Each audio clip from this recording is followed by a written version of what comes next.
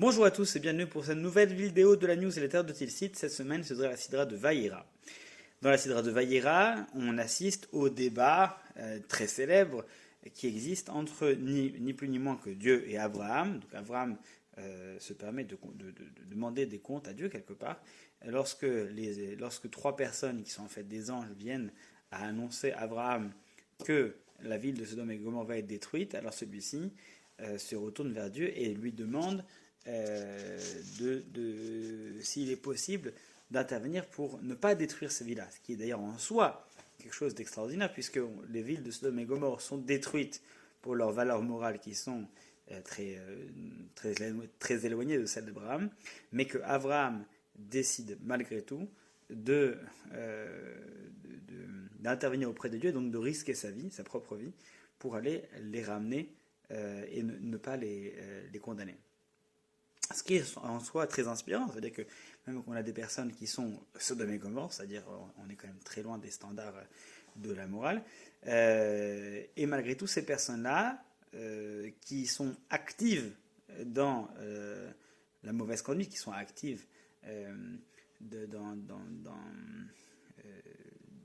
des comportements qui sont les plus terribles que l'histoire et que l'humanité ait connus, d'accord? Donc c'est pas simplement des enfants, des personnes qui font à droite à gauche une petite boulette, ce sont de vrais brigands, des personnes qui ont des valeurs morales profondément mauvaises, et pourtant Abraham va risquer sa vie en disant à Dieu, et est-ce que s'il n'y avait pas 50 personnes, 45, 40, donc Abraham qui quelque part est en train de questionner la justice divine, ce qui est en soi encore un élément intéressant, savoir est-ce qu'il est possible de questionner la justice divine, bref, est en train de risquer sa vie pour leur venir en aide. Il y a un élément dans cette histoire qui est assez intéressant. Il y a un glissement dans l'histoire, c'est-à-dire que lorsqu'on est du côté d'Abraham, on voit que ce sont trois hommes qui viennent rendre visite à Abraham alors qu'il fait très chaud et qu'Abraham est en train de récupérer de sa blessure de post-opératoire de la circoncision. Et ensuite, lorsque ces anges-là, finalement, quittent la maison d'Abraham, ces hommes-là quittent la maison d'Abraham pour aller chez Lot, on les définit comme des anges. Donc au début, lorsqu'ils sont chez Abraham, on les définit comme des hommes, et lorsqu'ils arrivent chez Lot, on les définit comme des anges. C'est ce que Rashi fait remarquer en se basant sur le Midrash Rabbah, qui dit la chose suivante qui est extraordinaire, qui dit oui, c'est parce que les anges étant présents fréquemment auprès de Abraham, alors finalement c'était pas si extraordinaire, donc on les voyait assez couramment, donc finalement ils étaient présents tellement souvent, tellement fréquemment que finalement leur présence était courante, donc on les appelait des hommes, parce que là-bas c'était comme des hommes, aussi fréquemment que des hommes. Alors que lorsqu'ils arrivent chez Lot, eh bien c'est tellement extraordinaire qu'on les appelle des anges. Donc, quelque part, le fait de qualifier un ange d'ange et un homme d'homme, ça dépend des personnes qu'on fréquente. Puisqu'Abraham fréquente souvent des anges, donc pour lui c'est comme des hommes,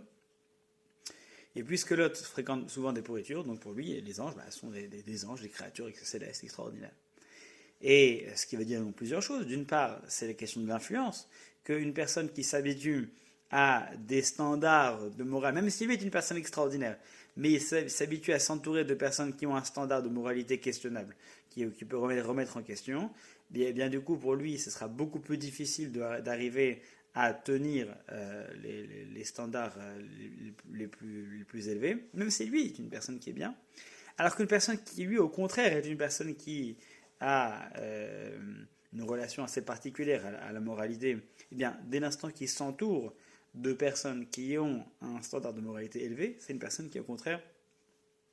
va avoir un rapport avec la moralité, il pourra tutoyer les plus hauts niveaux de moralité, donc forcément ça va l'influencer. Maintenant, ça veut également dire autre chose qui est encore plus inspirant et fascinant. Ça veut donc dire également que Abraham était entouré de personnes, les anges étaient fréquemment autour de lui, il était entouré de personnes qui avait donc un niveau de spiritualité qui devait flirter, lui, manifestement, apparemment, et d'autres personnes qui étaient autour de lui qui avaient un niveau de spiritualité qui devait flirter avec celui des anges, puisque les anges étaient fréquemment chez lui. Pourtant, on n'a pas de de preuve dans d'autres endroits du texte que les anges allaient boire le thé chez lui tous les jours. Donc ça veut donc dire que les personnes qui étaient autour de lui avaient probablement un niveau de spiritualité qui était tellement important qu'il flirtait avec le niveau des anges. Ce qui veut donc dire qu'on a donc le potentiel de, en agissant et en influençant autour de soi, d'avoir un niveau de spiritualité et d'action, d'incidence sur le monde qui est égal à celui des anges. Ça veut dire que Abraham s'entoure de personnes extraordinaires, donc lui se maintient à être extraordinaire, et les anges qui viennent finalement passent comme des lambdas. Ce qui veut donc dire qu'on a donc le potentiel d'arriver à cela, ce qui est en soi extraordinaire. Ça veut dire que si on utilise notre vie à pouvoir, comme Abraham Avinu, s'investir dans l'autre, inviter les autres, leur rendre visite, s'inquiéter des autres en permanence, on est aussi important, aussi efficace que pourrait l'être un ange qui est en mission. Et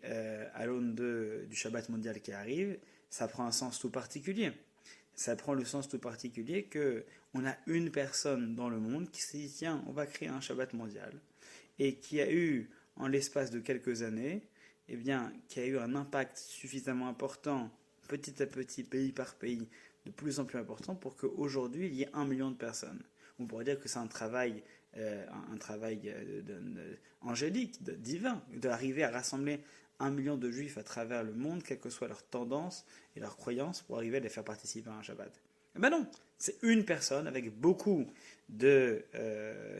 conviction qui a réussi à faire ça. Le Shabbat mondial, c'est quelque chose qui prouve qu'une personne peut transformer le monde. Qu'on a tous la capacité, autant que lui, ce grand rabbin d'Afrique du Sud, Avraham Goldstein, que n'importe qui d'entre nous avons la capacité d'influencer quasiment la totalité des juifs, parce que ce Shabbat-là, cette année, c'est 1 million. Si ça se trouve, dans 2 ans, ce sera 2 millions, qui sait. Donc on a la capacité, avec suffisamment de conviction, pour arriver à changer le monde tout seul. Et ça, c'est valable au niveau d'Abraham, c'est valable encore aujourd'hui, et ce sera valable également demain, et pas seulement pour une personne, c'est valable pour tout le monde. C'est un message d'espoir qui est absolument phénoménal, qui devrait tous nous inspirer, en tout cas ce Shabbat, où on a la capacité d'influencer autour de nous. N'hésitez pas à inviter des personnes qui n'ont pas encore fait Shabbat, de leur dire de venir à la synagogue, ou même de venir chez vous à la maison si vous voulez les inviter, parce que l'impact d'une personne peut provoquer des choses extraordinaires. C'est ce que nous enseigne la Sidra de Vayera. Shabbat Shalom à tous.